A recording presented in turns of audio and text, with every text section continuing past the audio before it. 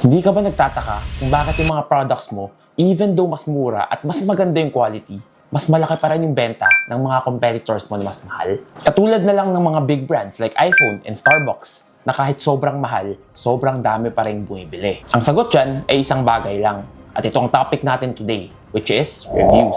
This is the single biggest thing that brings you the most ROI without you spending an extra peso. By the way, I'm Rich Montan, and if hindi mo pa ako kilala, I'm the founder of Ecom Accelerator, wherein we manage hundreds of sellers doing 100,000 up to 10 million. At sa video na to, ipapaliwanag ko sa inyo kung bakit sobrang importante ng reviews at hindi mo binibigyan ng tamang atensyon ito.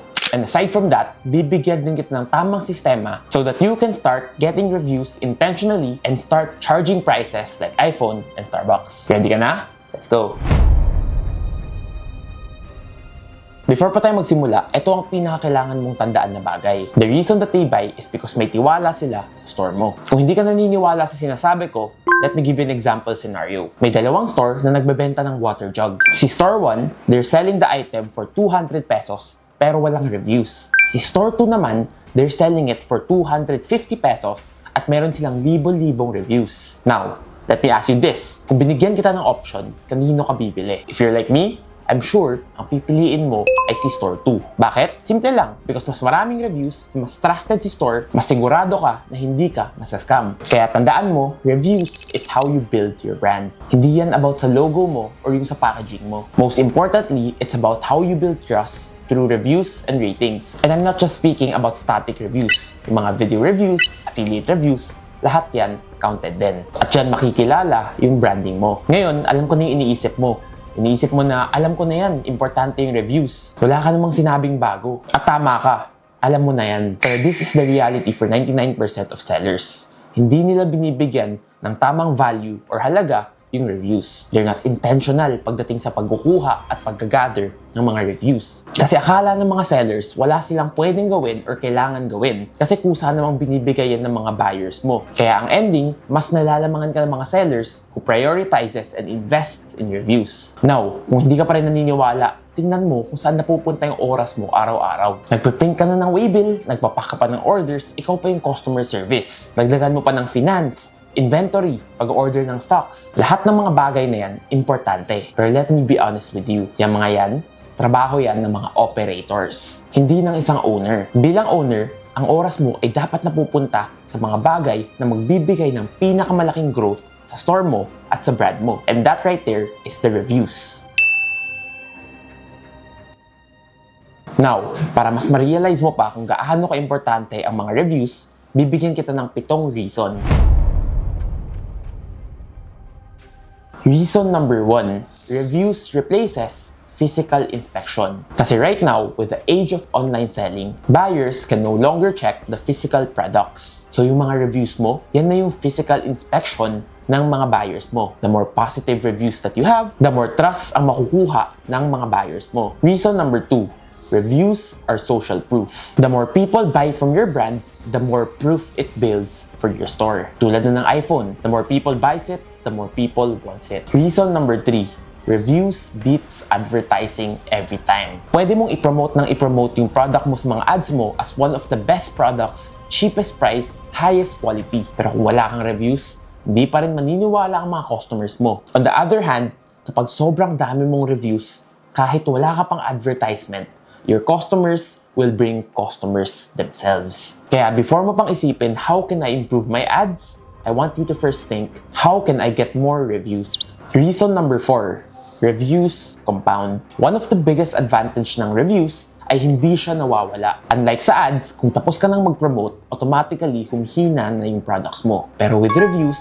it builds and builds and builds over time. Dumadami yan ng dumadami at lumalakas ng lumalakas. Reason number 5, reviews builds pricing power. Tulad na ng iPhone at ng mga competitors mo, they can dictate the price kasi sobrang dami nilang reviews at sobrang laki ng social proof. Kaya if nahihirapan kang itaas yung presyo mo, I want you to think, maybe kulang yung reviews mo or kulang yung proof na na-build mo. Reason number 6, and this is one of my favorite, is that reviews are a barrier to entry. Kung gusto mong maiba sa mga competitors mo at magkaroon ng product na hindi kaya gayahin ng ibang tao, hindi ka dapat sa produkto nakatingin.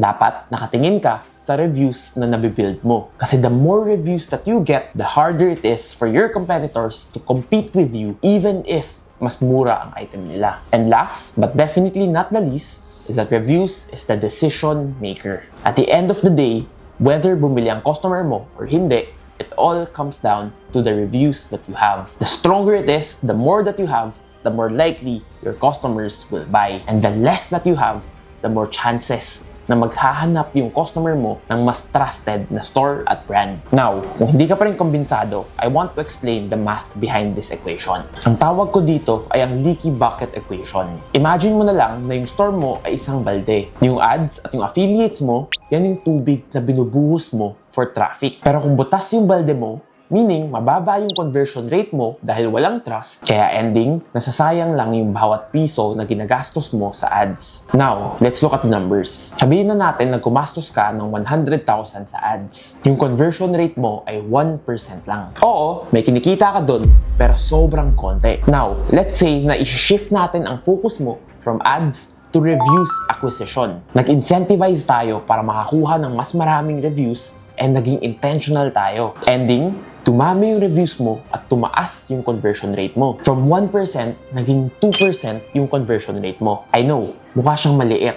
Pero in reality, I want to show you kung gaano ka-powerful ang 1% na nadagdag mo sa conversion rate. By simply increasing your conversion rate by 1%, dumodoble ang order mo without you spending a single extra peso on ads. Ngayong alam mo na kung gaano ka-importante ang reviews, gusto naman kitang turuan kung paano mo ito magagamit to make it the greatest asset of your store. You need to be intentional and you need to have a proper system. Ito yung tinatawag ko na review flywheel. Kung bago pa lang ang store mo or may produkto ka na bagong upload pa lang, ito yung dapat mong ginagawa. Kailangan nagbabagsak presyo ka muna para pumasok ang orders. Ang habol mo dito ay hindi profit, kundi reviews. Kasi yung reviews na yan yung magiging foundation ng store mo. At dito, mahalaga yung target mo. Hindi sapat ang 10 or 20 na reviews. You need to aim for hundreds, if not thousands of reviews. Now, how can you be intentional sa pagkuha ng reviews? There are tools in Shopee and TikTok called Review Prize. Ito yung incentive na binibigay mo sa mga customers mo to leave a positive review sa store mo. And almost 90% of sellers in e-commerce don't use this powerful tool. So yung review price na binibigay mo can be in the form of cashback or discount sa next order nila. At ang kagandahan dyan is that your customer not only leaves a positive review, but also plans their next order sa store mo. Tapos you can also take it a step further. Pwede ka mag-iwan ng simpleng note sa parcel asking for a positive reviews mula sa customer mo. And in return, pwede mo sila bigyan ng freebies or discount. By doing this, you not only get more reviews, but you also builds brand loyalty and retention sa store mo. And that right there is the single biggest ROI na pwede mong gawin sa store mo. Aside from getting reviews, there's also review management. Ito yung parte na even more sellers don't pay enough attention to. Review management is basically how you respond to negative reviews. Kasi yung parte na yan, nakikita rin yan ng mga customers mo. Kung generic lang yung mga sinasagot mo sa negative reviews, automatically, bumababa ang trust ng mga customers mo. On the other hand, kapag nakita nila na diligent ka at active sa pagre-reply sa mga negative reviews, you'll be able to build more trust to your customers kasi alam nila na kung magkaroon man ng problema yung orders nila, ay hindi mo sila iiwanan sa ere. Vouchers, parcel notes, repeat order incentives, at magandang review management. And kung mabibuild mo ang machine na to consistently and intentionally, yan na ang magiging review flywheel mo. The more orders that comes in, the more reviews that you get, and the more reviews brings more orders and paulit-ulit na yan. And by doing that, nagiging systematized na ang pagkuha mo ng reviews at hindi ka na nanguhula. Anyways, that's all for today's video. I hope nakapagbigay ako sa iyo ng value at mas nabigyan ko ng diin kung gaano ka-importante ang reviews. Kung nakarelate ka sa video na to, I want you to comment below kung ano yung pinaka-struggle mo sa pagkuha ng reviews. At kung nagustuhan mo ang video na to and you want to see more videos like this, I want you to comment the next topic na gusto mong pag-usapan natin. And as always, keep learning, keep growing, and I'll see you in the next video.